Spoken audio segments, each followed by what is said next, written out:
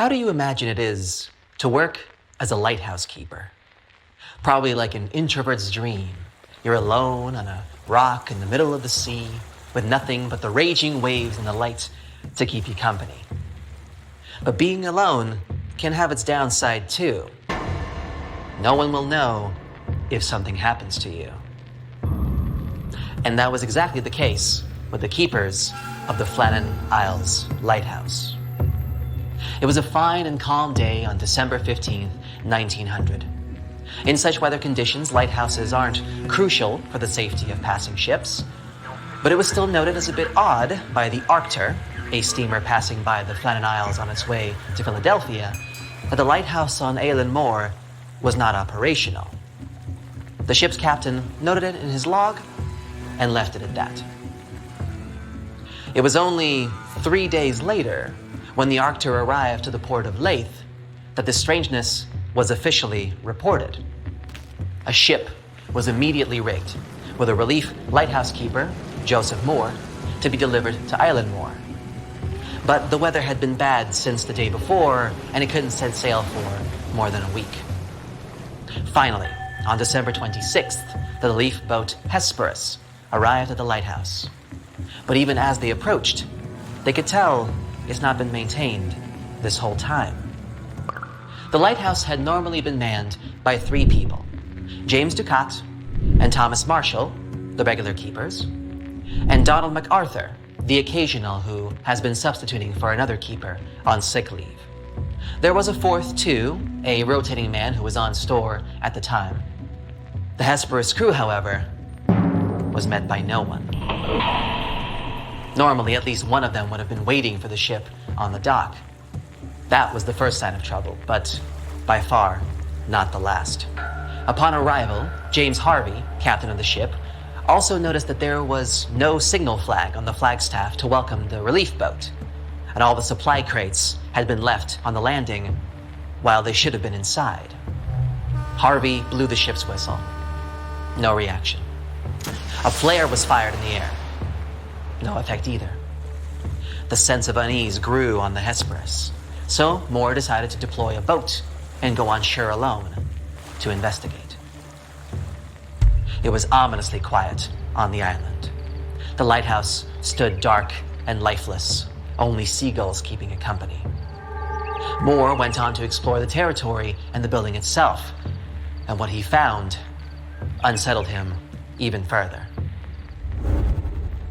There was no sign of the keepers, not even a trace left. Both the main gate and the entrance door to the lighthouse were closed. The beds were unmade, and most eerily, the clocks stopped.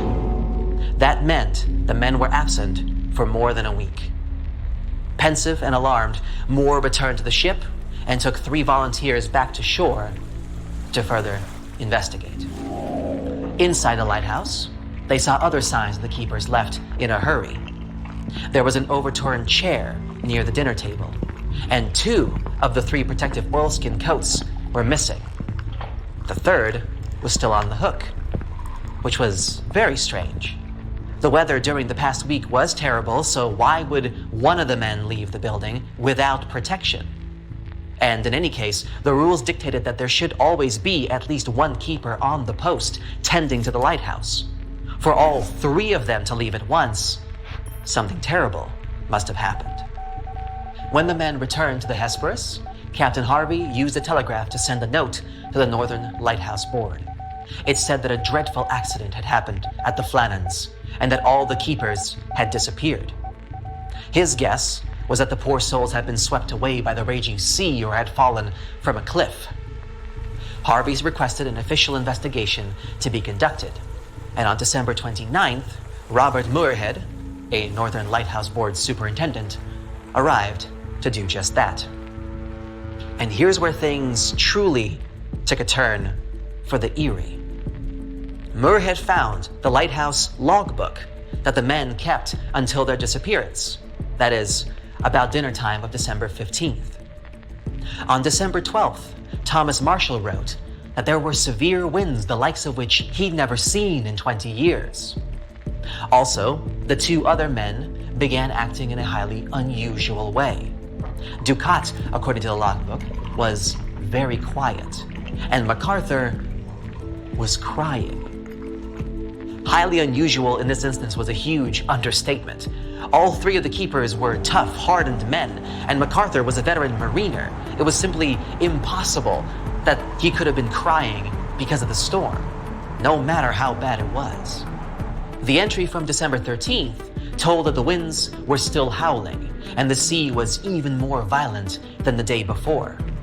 The log implied that the three men were terrified, which was, again, very strange since they were experienced keepers and knew that they were safe inside the lighthouse.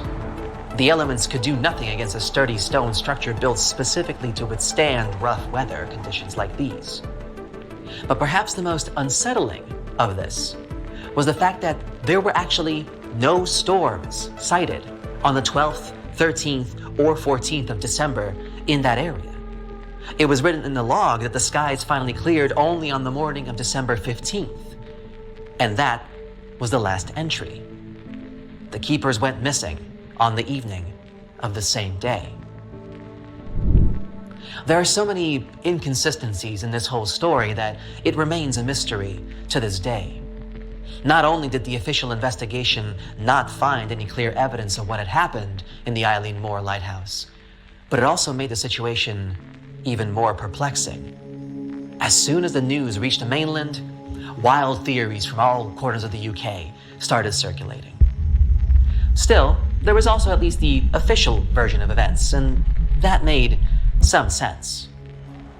You see, the western landing of the lighthouse premises was severely damaged by recent storms. Iron railings were bent, the iron railway beside the path was torn out of concrete, and turf had been ripped away from the top of a cliff that stood 200 feet tall. This evidence showed that the waves and the wind had been particularly savage. And there lay the explanation to the mysterious vanishing of the keepers. On the 15th of December, two of the men must have gone out into the storm to secure the box on the western landing which contained mooring ropes. They had been out for some time when the third one, left inside as the rules required, noticed an abnormally large wave coming down on the island fast. Deciding there was no time to waste, he leaped to his feet, overturning the chair he had been sitting on, and rushed off to warn the other two of the imminent danger. He was in a big hurry, so he didn't stop to grab the oilskin coat on the way out. But apparently, he was too late. When he reached his fellow keepers, the wave had already reached the island, and as they were all dangerously close to the edge, it swept them all from the landing. Seems a plausible enough theory, but there are a couple of gaps in it. Firstly, it doesn't explain where the storm even came from. The keepers disappeared in the evening of December 15th, and by all accounts, the weather that day was fine, and the sea was calm. Even the keeper's own logbook confirmed it. So, how would a huge wave appear on that day without any warning? And secondly, again according to the entries in the Lighthouse logbook, the damage to the western landing had been done before the men's disappearance. So, they must have witnessed the mayhem, but had not in fact gone out into it. Since 1900, many more theories have been born, including one about a freak wave washing away one of the men and the others being swept away by subsequent waves while helping him. Also, some theorized that a big wave might have entered a narrow gully by the western landing and burst back with force, pushing the men who were trying to secure their equipment over the edge. In this theory, the third keeper was also running to help his colleagues but suffered the same fate as them. But whatever hypotheses were given, credible or nonsensical, none of them have given us any clue as to what really happened to the three bold men from Eileen Moore. Who knows? Maybe someday the truth will be discovered? What do you think caused the lighthouse keepers to disappear from the island? Let me know down in the comments. If you learned something new today, then give this video a like and share it with a friend. It was the wealthiest and most beautiful city ever to be seen. Stepping through its central gate alone would take your breath away with its elaborate decorations and towering marble statues. Everywhere you'd look, you'd find yet another marvel of civil engineering and cultural prowess. Yes, the lost city of Atlantis was truly the pinnacle of ancient civilization. That is, if it ever existed. Since it was supposedly swallowed by the sea in its entirety, it's no wonder some curious minds linked it to the Bermuda Triangle, another subject of endless mystery in popular culture, suspected of swallowing quite a few missing planes and ships. In the late 1960s, it's said that a group of treasure hunters stumbled upon the remains of an ancient city while diving in the Bermuda Triangle off the coast of Miami. Not only did they claim to encounter some intricate-looking ruins, but they also claimed that they found a glass pyramid there, larger than any other pyramid ever discovered in Egypt. A huge glass pyramid on the bottom of the Atlantic Ocean? No, that story turned out to be a hoax. Nevertheless, we do know that strange phenomena are still happening in the Bermuda Triangle, like volatile water currents or even the occasional vortex.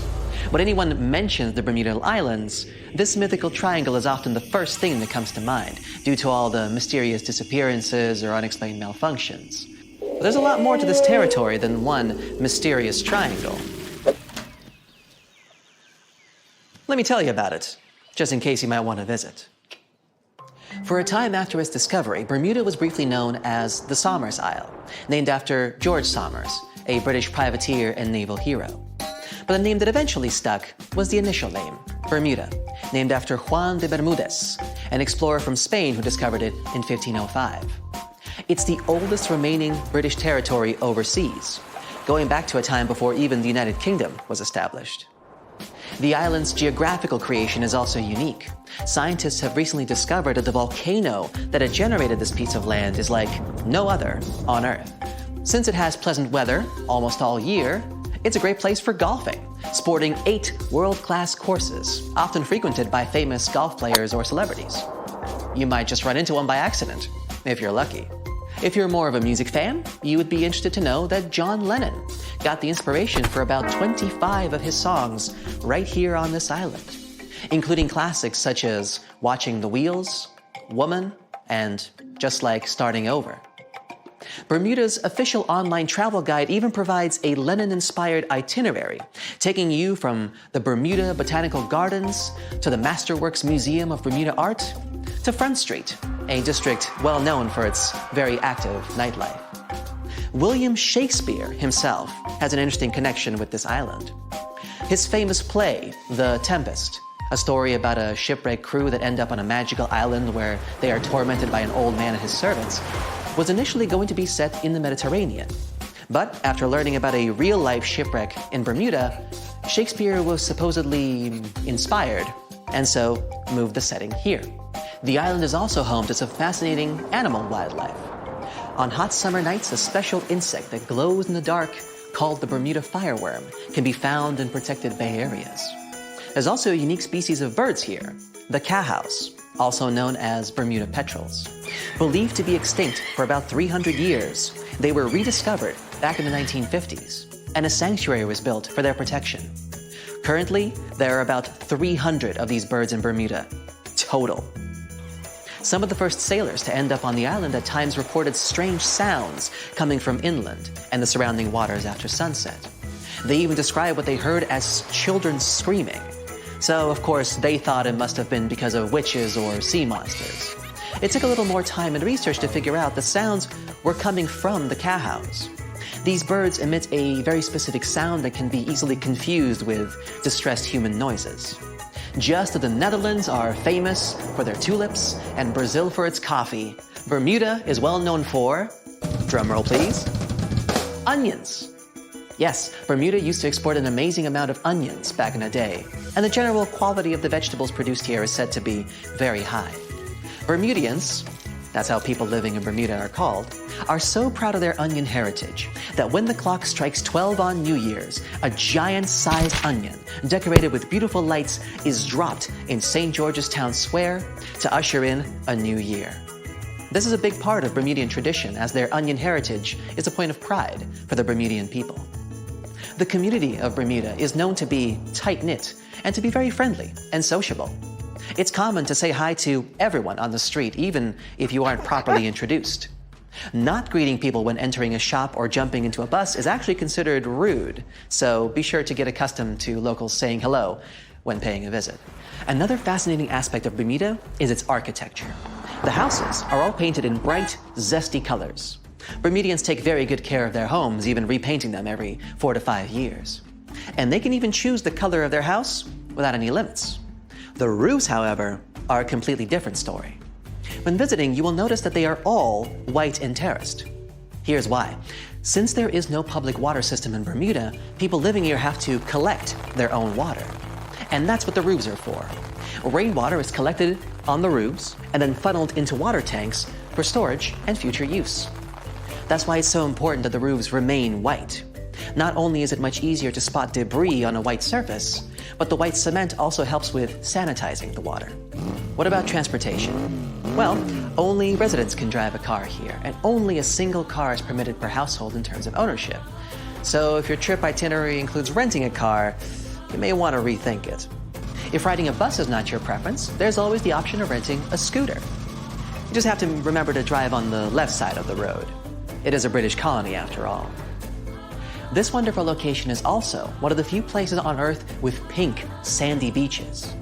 Because it's surrounded by coral reefs that are responsible for the special red pigment, Bermuda is home to some of the most spectacularly colored beaches in the world, such as Horseshoe Bay Beach, West Whale Bay, or South Shore Park. For those interested in more of a culinary experience, Bermuda has some interesting local dishes to explore. Its geographical location and the fact that it's surrounded by water mean that most local courses are based on fish and seafood. Here you can get a nice codfish breakfast, a Bermuda fish cake, or their famous Hoppin' John, a dish made with black-eyed peas, sliced sausage, bacon or chicken, Bermuda onion, of course, and some brown rice, often seasoned with garlic and thyme. They do this last one for special occasions, like in January, during the Bermuda Restaurant Weeks, a culinary festival that you'd better not miss if you love a good feast. For a place to chill with a fantastic view, Bermuda offers 2 historic lighthouses, each with its own delightful peculiarities. To get to Gibbs Hill Lighthouse, for example, you would have to make a long pilgrimage up 185 steps. There's no elevator to get you there, so be sure you're properly hydrated before starting the journey. The panoramic view of the ocean, however, will make up for all the effort. There is also St. David's Lighthouse, which is known as an ideal spot for whale watching. Particularly in March and April, humpback whales generally pass through these waters as they travel north to their feeding grounds in Canada. The National Museum of Bermuda also provides an array of unique experiences, such as the Dolphin Quest. Through this program, tourists have the opportunity to view, meet, and interact with dolphins in a sheltered, natural ocean lagoon environment. Searching for the best hidden Instagrammable spots? Then Crystal and Fantasy Caves is the place for you. They were actually discovered by accident in 1907. 2 young boys, Carl Gibbons and Edgar Hollis, lost their ball while playing cricket. When one of the boys went down a hole to get the ball back, he discovered this magical place full of crystal formations surrounding a beautiful lake. Crystal and Fantasy Caves attract a huge number of tourists each year, and through a number of recently constructed bridges, they are now more easily accessible. Be sure to wear comfortable shoes, though. There's lots of other geographic, historic, and cultural attractions I could talk about, but I think you get the gist. Bermuda is a lovely and vibrant island paradise that offers so much more than conspiracy theories about missing planes and lost cities. The weather is pleasant, the people are friendly, and there's so much to do on this beautiful island. So what are you waiting for? Book a flight today! Just a suggestion, of course. That's it for today. So hey, if you pacified your curiosity, then give the video a like and share it with your friends. Or if you want more, just click on these videos and stay on the bright side.